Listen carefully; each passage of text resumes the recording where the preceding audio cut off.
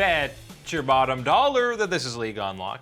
That is Mark. My name is Eric, and it is still week 3 in the LCK. We got plenty of highlights as they continue to roll on, and the good matchups. We were kind of doomed a little bit on the Thursday matches with the AP Key KT Rolster head-to-head showdown, but we're back to the top of the standings with DRX versus Gen.G. Yeah, now it's time to get into the quality matchups here in the LCK, get some of these powerhouse teams that you're expecting to see a higher quality level of play here. And hard to be lower. Yeah, it's hard to be lower, but spoiler alerts, we didn't really reach the highs that we were hoping to get with how good these matches looked on paper. Quality and the LCK haven't quite been synonymous with one another in 2020 so far, but Gen.G and Dragon X both sporting just one loss coming into these series, and they were both at the hands of Mark's boys in T1, who looked great in both those wins, and T1's only dropped the game to the Soraka, Olaf, Yumi, disgusting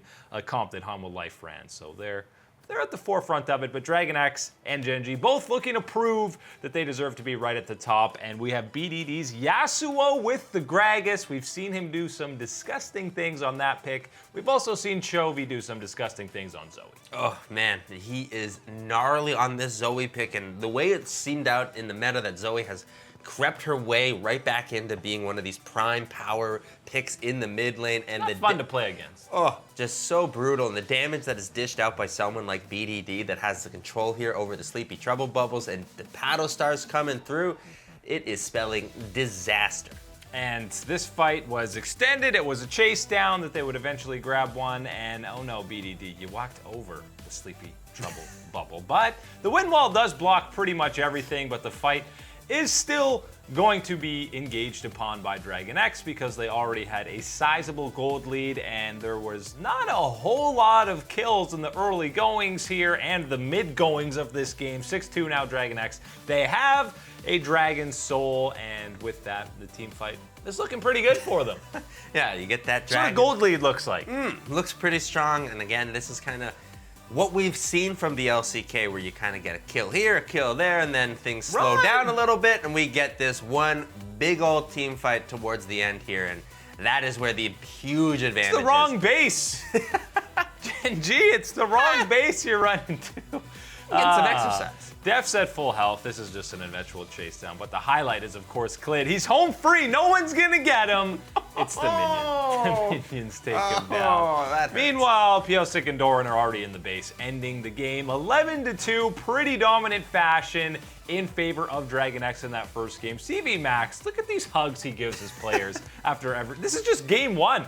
Let's settle down as we roll into game 2. That is a Lux support, a Lucian mid for Chovy, and this time the Zoe is piloted by BDD himself. Ooh, it is time to turn it around here, and turning it around in the bottom Lux side. support, eh? Oof.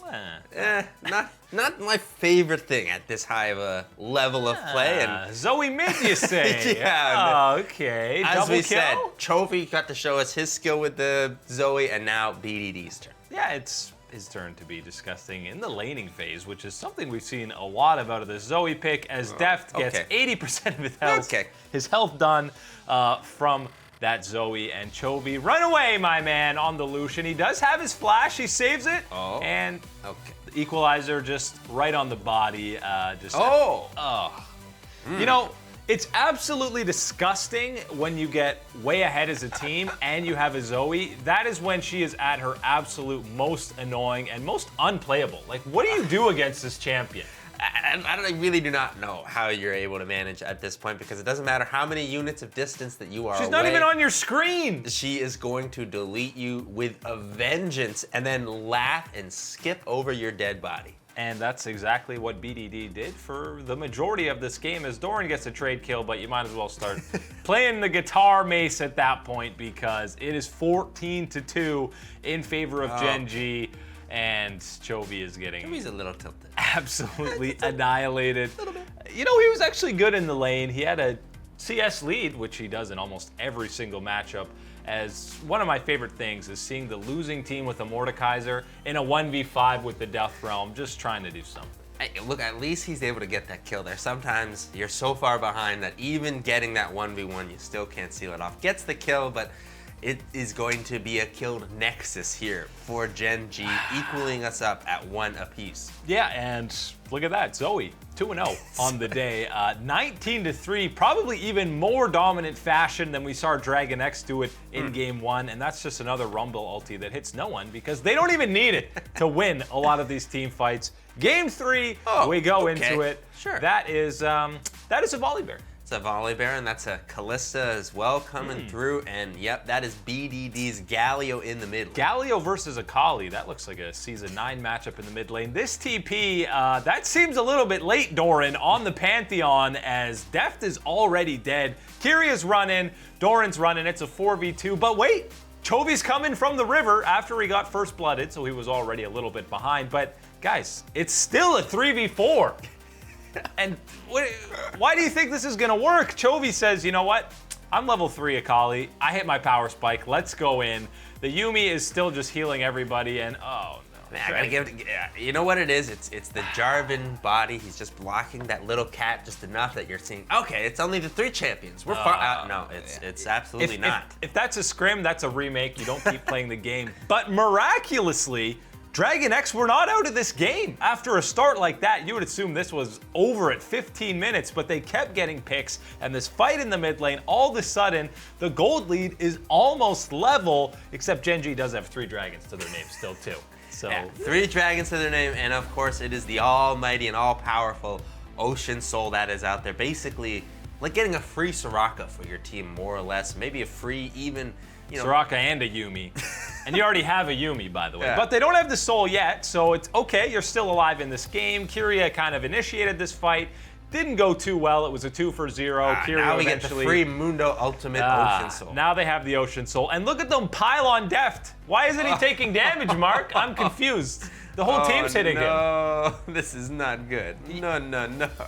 Even though the Olaf is on Dragon X's side, yeah, the Ocean Soul with the Yuumi is just absolutely disgusting. These extended team fights, absolutely no chance. Dragon X just didn't have the damage, they didn't have the gold or the items to cut through literally anybody on that Gen.G squad. Yeah, and this is certainly one of those situations where I don't know what an Akali is really supposed to do in this situation when you have someone like a Galio to lane them against you and bully you type of thing, and then at the same time, oh wait, now we've got that Rumble Flame Spitter right in my face. That's feeling real nice.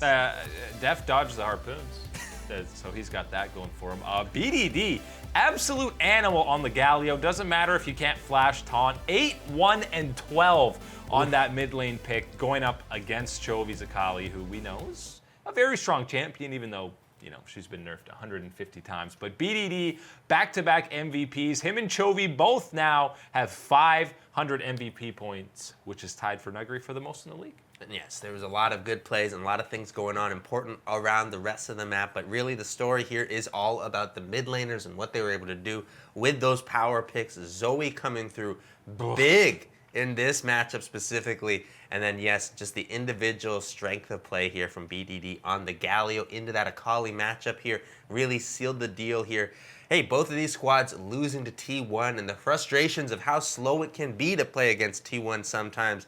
And they got a nice 3-game set here, and it is Gen.G coming out on top. And Gen.G are no strangers to playing a slow game, but the third game was anything but that, and it's really just nice to see BDD on an actual roster that can compete, as they are the first squad to reach 5 wins in the spring split. Dragon X dropped to 4-2.